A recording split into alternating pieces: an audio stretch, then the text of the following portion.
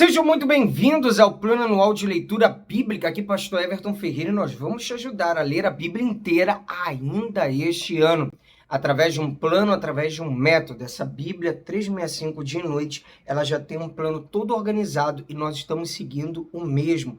Nós vamos segurar nas suas mãos e te ajudar a ler a Bíblia inteira. Se você não é inscrito no canal, dá essa força. A gente precisa chegar a 1000 inscritos. Posso contar com você?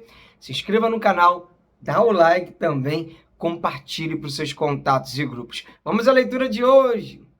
Dia 182, nós vamos ler 1 Reis 3, Isaías 27 e 28, Marcos capítulo 3. 1 Reis 3. Salomão casa com a filha de Faraó. Salomão aliou-se com Faraó, rei do Egito, pois tomou por mulher a filha de Faraó. Ele a trouxe à cidade de Davi, até que acabasse a construção do seu palácio, da casa do Senhor e da muralha em volta de Jerusalém. Entretanto, o povo oferecia sacrifícios nos lugares altos, porque até aqueles dias ainda não se tinha edificado templo ao nome do Senhor. Salomão pede a Deus sabedoria. Salomão amava o Senhor, andando nos preceitos de Davi, seu pai, porém oferecia sacrifícios e queimava incenso nos lugares altos. O rei foi a Gibeão para lá oferecer sacrifícios, porque era o lugar alto mais importante. Naquele altar, Salomão ofereceu 1000 holocaustos. Em Gibeão, o Senhor apareceu a Salomão de noite, em sonhos, e Deus lhe disse: peço o que você quer que eu lhe dê. Salomão respondeu: foste muito bondoso com o teu servo Davi, meu pai, porque ele andou contigo em fidelidade, em justiça e em retidão de coração, diante da tua face. Mantiveste para com ele esta grande bondade e lhe deste um filho que se assentasse no seu trono, como hoje se vê. Agora, ó Senhor meu Deus, tu fizeste reinar teu servo em lugar de Davi, meu pai, mas eu não passo de uma criança, não sei como devo agir. Teu servo está no meio do teu povo que escolheste, povo grande, tão numeroso que não se pode contar. Dá, pois, ao teu servo coração compreensivo para governar o teu povo, para que com prudência saiba discernir entre o bem e o mal, pois quem seria capaz de governar este teu grande povo? Estas palavras agradaram o Senhor por haver Salomão pedido tal coisa. E Deus lhe disse: já que você pediu isso, e não me pediu longevidade, nem riquezas, nem a morte de seus inimigos, mas pediu entendimento para discernir o que é justo, eis que farei como você pediu. Eu lhe dou um coração sábio e inteligente, de maneira que antes de você nunca houve igual, ninguém igual a você, nem haverá depois de você. Também lhe dou o que você me pediu, tanto riquezas como glória, de modo que entre os reis não haverá ninguém semelhante a você durante os dias da sua vida. Se você andar nos meus caminhos e guardar os meus estatutos e os meus mandamentos, como fez Davi seu pai, eu prolongarei os seus dias. Salomão acordou, e eis que era um sonho. Voltou para Jerusalém, pois diante da arca da aliança do Senhor ofereceu holocaustos, apresentou ofertas pacíficas e deu um banquete a todos os seus oficiais. Salomão julga a causa de 2 mulheres. Então 2 prostitutas foram falar com o rei Salomão, apresentaram-se diante dele, e uma das mulheres disse: ah, meu senhor, eu e esta mulher moramos na mesma casa, onde dei à luz um filho. No 3º dia, depois do meu parto, também esta mulher teve um filho. Estávamos juntas. Não havia nenhuma outra pessoa conosco na casa, somente nós 2 estávamos ali. De noite, o filho desta mulher morreu, porque ela se deitou sobre ele. Ela levantou-se no meio da noite e, enquanto esta sua serva dormia, tirou o meu filho, que estava do meu lado, e o pôs na cama dela. Depois colocou o filho dela morto nos meus braços. Quando eu me levantei de madrugada para dar de mamar ao meu filho, eis que ele estava morto. Porém, quando reparei nele pela manhã, eis que não era o filho que eu tinha dado à luz. Então a outra mulher disse: não, o que está vivo é o meu filho, o seu é o que está morto. Porém, a primeira mulher respondeu: não, o que está morto é o seu filho, o meu é o que está vivo. E assim elas falaram diante do rei. Então o rei Salomão disse: esta diz: o que está vivo é o meu filho, e o seu filho é o que está morto. E a outra responde: não, O que está morto é o seu filho, e o meu filho é o que está vivo. O rei continuou: tragam-me uma espada. E trouxeram uma espada diante do rei. Então o rei disse: cortem o menino que está vivo em duas partes e deem metade a uma e metade à outra. Então se aguçou o amor materno da mulher cujo filho estava vivo, e ela disse ao rei: ah, meu senhor, deem a ela o menino vivo, não o matem de jeito nenhum. Porém a outra dizia: ele não será nem meu nem seu, podem cortá-lo ao meio. Então o rei disse: traguem o menino vivo à primeira mulher, não o matem. Ela é a mãe do menino. Todo Israel ouviu a sentença que o rei havia proferido, e todos tiveram profundo respeito ao rei, porque viram que havia nele a sabedoria de Deus para fazer justiça. Vamos ler agora Isaías capítulo 27. Deus ama o seu povo e o salva. Naquele dia, com a sua espada terrível, grande e forte, o Senhor castigará o Leviatã, serpente veloz. O Leviatã, serpente sinuosa, ele matará um monstro que está no mar. Naquele dia o Senhor dirá: cantem a respeito da vinha deliciosa. Eu, o Senhor, a vigio e o rego constantemente, de dia e de noite. Eu cuido dela, para que ninguém lhe faça dano. Não estou irado com ela. Quem me dera ter espinheiros e ervas daninhas diante de mim. Em guerra eu iria contra eles e os queimaria ao mesmo tempo, ou que se ponham sob a minha proteção e façam as pazes comigo. Sim, que façam as pazes comigo.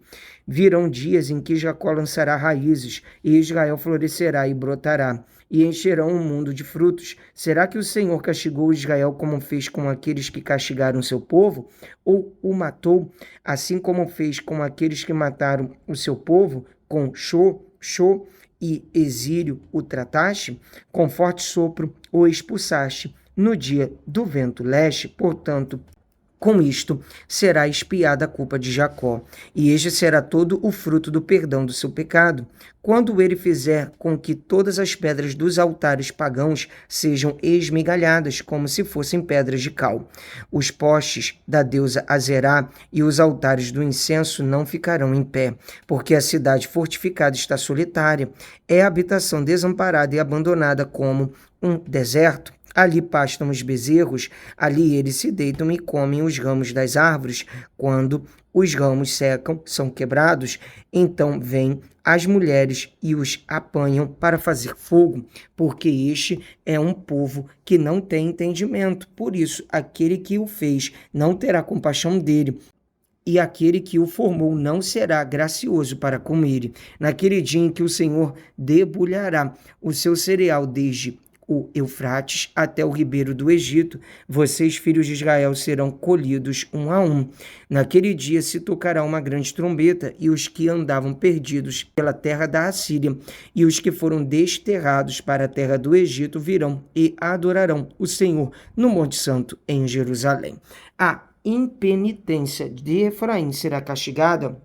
Ai de Samaria, a orgulhosa coroa dos bêbados de Efraim, a flor murcha da gloriosa formosura que se encontra nos altos do fertilíssimo vale dos que são vencidos pelo vinho. Eis que o Senhor vai enviar um homem valente e poderoso. Este com poder jogará tudo no chão, como chuva de pedras, como tormenta destruidora e como tempestade de águas impetuosas que transbordam.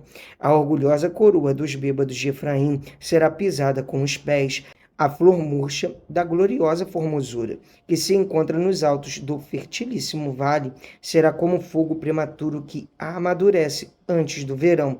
Quando alguém põe os olhos nele, mal o apanha, já o devora. Naquele dia o Senhor dos Exércitos será a coroa da glória e o formoso diadema para o restante do seu povo. Ele será o espírito de justiça para aqueles que se assentam para julgar, e a força para os que rechaçam o ataque inimigo junto ao portão da cidade, contra os habitantes de Jerusalém. Mas há outros que cambaleiam por causa do vinho e não podem ficar em pé por causa da bebida forte. Os sacerdotes e os profetas cambaleiam por causa da bebida forte, são vencidos pelo vinho, não podem ficar em pé por causa da bebida forte. estão confusos quando recebem uma visão, tropeçam quando proferem sentenças, porque todas as mesas estão cheias de vômito, e não há lugar sem sujeira. Eles dizem: a quem ele quer ensinar o conhecimento e a quem ele quer explicar a mensagem? A crianças desmamadas e os que acabaram de ser afastados do seio materno? Por que nos fala como a criança, repetindo palavras e frases, uma palavra depois, mais outra, um pouco aqui, um pouco ali? Pois bem, por meios de lábios zombeteiros e de uma língua estranha, o Senhor falará a este povo, ao qual ele disse: este é o descanso, deem descanso ao cansado, e este é o refrigério, mas eles não quiseram ouvir. Assim a palavra do Senhor lhes será como a fala de crianças, palavras e frases repetidas, uma palavra depois mais outra, um pouco aqui, um pouco ali, isso para que andem, caiam para trás, sejam despedaçados, enlaçados e presos. Portanto, escutem a palavra do Senhor, homens zombadores, vocês que governam este povo que está em Jerusalém, porque vocês dizem: fizemos aliança com a morte e acordo com a sepultura. Quando passar a catástrofe arrasadora, não nos atingirá, porque o nosso refúgio é a mentira e o nosso esconderijo é a falsidade. Portanto, assim diz o Senhor Deus: eis que põe em Sião uma pedra já provada, pedra preciosa, angular, solidamente assentada, aquele que crê não foge. Farei o juízo, a régua, e da justiça o prumo. O granizo varrerá o refúgio da mentira, e as águas arrastarão o esconderijo. A aliança que vocês fizeram com a morte será anulada, e o acordo com a sepultura não será mantido. E quando o flagelo arrasador passar, vocês serão esmagados por ele. Todas as vezes que passar, ele os arrasará, porque passará manhã após manhã, e todos os dias, e todas as noites, e será simples um horror o entender a mensagem, porque a cama será tão curta que ninguém poderá se estender nela, e o cobertor será tão estreito que ninguém poderá se cobrir com ele, porque o Senhor se levantará como no monte Perazim e ficará irado como no vale de Gibeão, para realizar a sua obra alheia, e para executar a sua tarefa estranha. E agora parem de zombar, para que as correntes que os prendem não se tornem mais fortes, porque já ouvi o Senhor dos Exércitos, falar de uma destruição, e essa já está determinada sobre toda a terra. Deus é grande em sabedoria. Prestem atenção e ouçam a minha voz, estejam atentos e ouçam o meu discurso.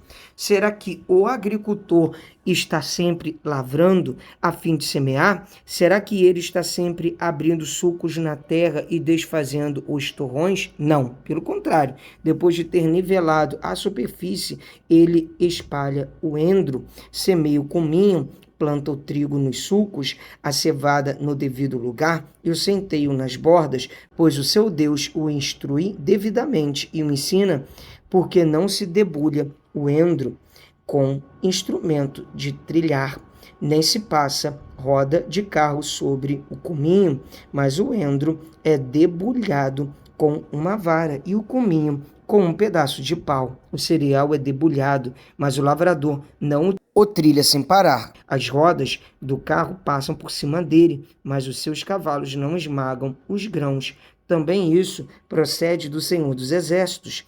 Ele é maravilhoso em conselho e grande em sabedoria.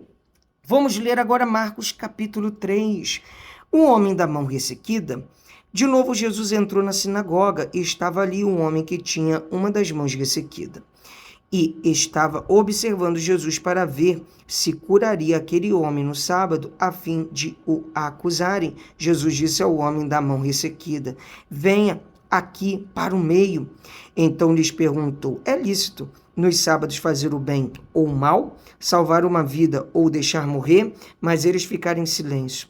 Então Jesus, olhando em volta, indignado e entristecido com a dureza do coração daquelas pessoas, disse ao homem: estenda a mão. O homem estendeu a mão e ela lhe foi restaurada. Os fariseus saíram dali e com os herodianos logo começaram a conspirar contra Jesus, procurando ver como o matariam. Jesus cura muitos à beira-mar. Jesus se retirou com os seus discípulos para o mar. Uma grande multidão o seguia. Eram pessoas que tinham vindo da Galiléia, da Judéia, de Jerusalém, da Idumeia, do outro lado do Jordão e dos arredores de Tiro e de Sidom, porque ouviam falar das coisas que Jesus fazia. Então recomendou os seus discípulos que sempre lhe tivessem pronto um barquinho, por causa da multidão, a fim de não o apertarem, pois curava muitas pessoas, de modo que todos os que tinham alguma enfermidade se esforçavam para chegar perto, a fim de poderem tocar nele.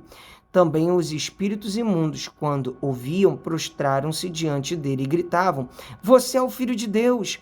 Mas Jesus lhes advertia severamente que não o expusessem à publicidade.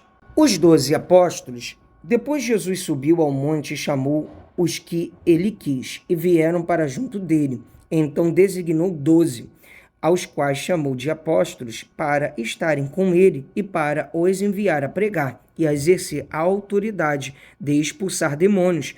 Eis os 12 que designou: Simão, a quem acrescentou o nome de Pedro, Tiago, filho de Zebedeu, e João, irmão de Tiago, os quais deu o nome de Boanerges, que quer dizer filhos do trovão, André, Filipe, Bartolomeu, Mateus e Tomé, Tiago, filho de Alfeu, Tadeu, Simão, o Zelote, e Judas Iscariotes, que foi quem o traiu. Mais um dia de leitura bíblica concluída, sempre vou comemorar, pessoal, é isso aí. Vamos avançando de passo em passo, de fé em fé. Espero aqui amanhã. E não se esqueça, pra cima!